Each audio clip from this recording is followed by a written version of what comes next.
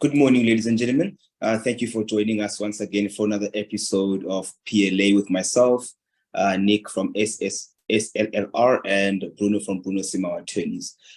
We've got one question or scenario that we'll be dealing with today, and I believe this is one that Nick is currently handling at the moment.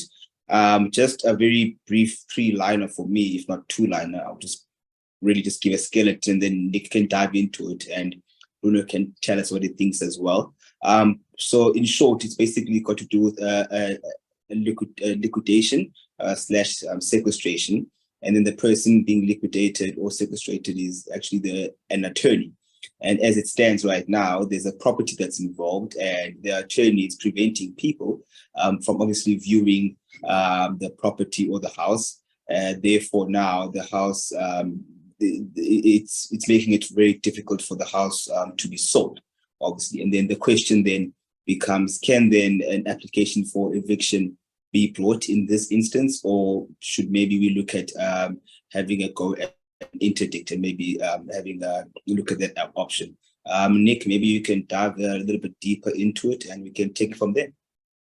Yeah, perfect. So obviously we don't deal we haven't dealt so many times with sequestrations or liquidations on this particular channel, but it is an important part of our legal system when people get in trouble with their debtors. And unfortunately, with the difficult economic times we're sitting in, it's something that is becoming more prevalent. Now, obviously, most people would not have dealt with sequestrations or liquidations and probably don't know the process. But basically what happens is there's got to be a court application to declare someone under liquidation or sequestration, and there's a process to doing this in front of a court. Basically, anyone who has an interest in the particular proceedings is invited to come to court to sort of dispute the proceedings and try and avoid it if at all possible. But if not, and all relevant parties have been notified, then a sequestration or a liquidation can happen. Now, when this happens, obviously a person who is now in charge of the estate is appointed, by the master. And it is their job to basically wrap up the estate, find all the assets of the particular estate, and dispose of them so that creditors can get paid whatever can be paid out of the particular estate. It's very rare and impossible that your creditors are going to get paid everything in the estate. If they were going to get paid everything, there's no way you could get the sequestration or liquidation because you'd have more assets in your debt. So it's very likely in the circumstances that your creditors that go into these particular proceedings are going to get a percentage out of their rand for what the debt is in the estate. And so to do this, the person that's in charge of the estate now takes control of the assets of the estate and has to dispose of them, liquidate them, and then distribute them to the particular creditors who have proved their claim in the estate in the circumstances. Now, the difficulty with this particular question is what happens in a circumstance where the owner of the estate, so the person who has been sequestrated, generally they're going to be living in an immovable property of some kind, which they own, and obviously we all know in the process of selling properties, it's a pinnacle part of selling properties is you go view the property, you go have a look at the property and what the condition of the property is, or at the very least you've got some nice photographs which have been taken by an estate agent or whoever's in control of the property so that you can see what you're purchasing. Sure. Purchases of immovable properties, certainly it's a very rare circumstance where they're going to purchase a property where they have absolutely no idea what the inside of that property looks like. And so the inability for purchasers to see the inside of a property for whatever reason is a really big inhibitor of sales of properties. And this can bog down a sequestration proceeding, because if the person who has been sequestrated is still sitting within the property, they are going to do their best, maybe to frustrate the proceedings and stop the executor from actually showing people.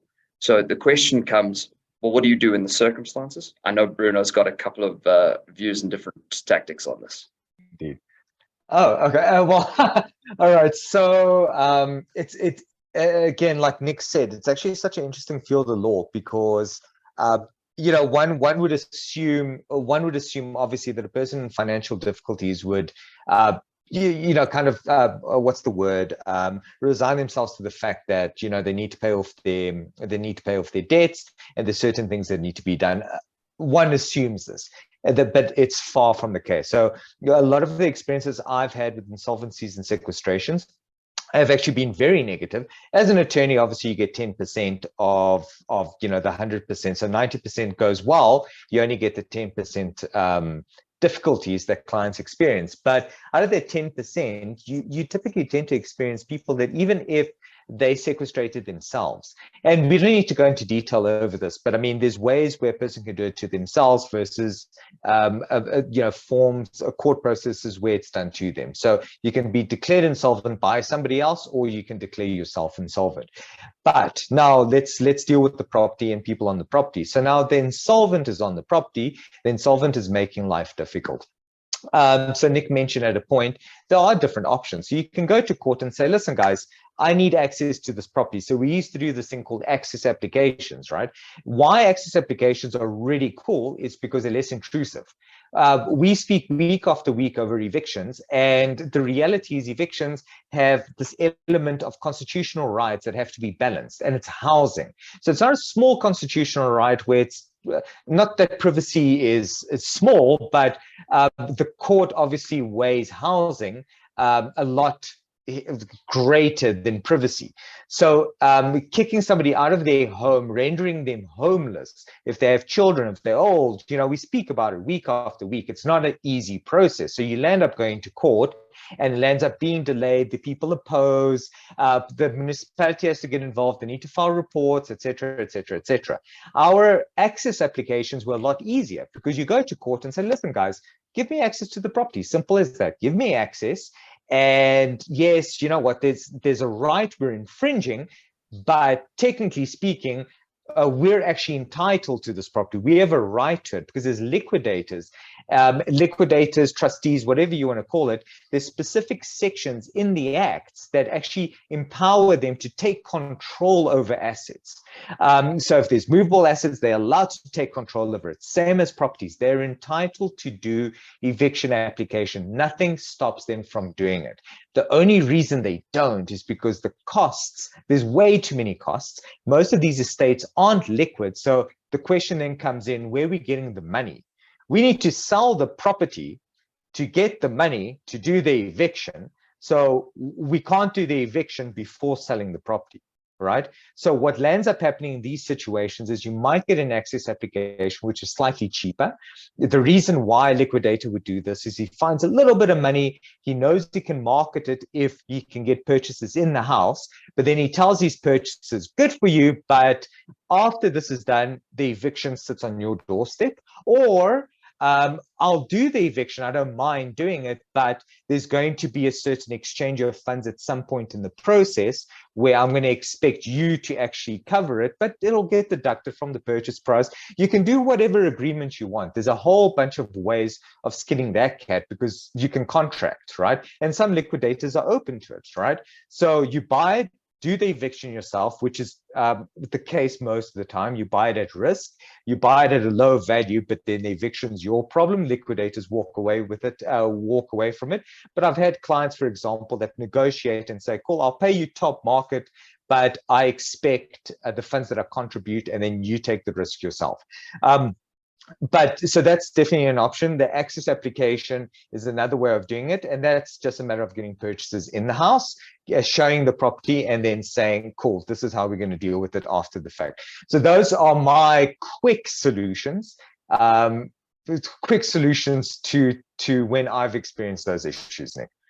Yeah, and I think what's important is obviously, each liquidation is going to be a little bit different. Yes, the problem might sound similar in the circumstances, but really you've got to address each problem on its own sort of merit, and see exactly what's happening. Remember, every estate's different, even though you're definitely dealing with, the majority of your estates, you're dealing with circumstances where you're really going to get cents in a rand.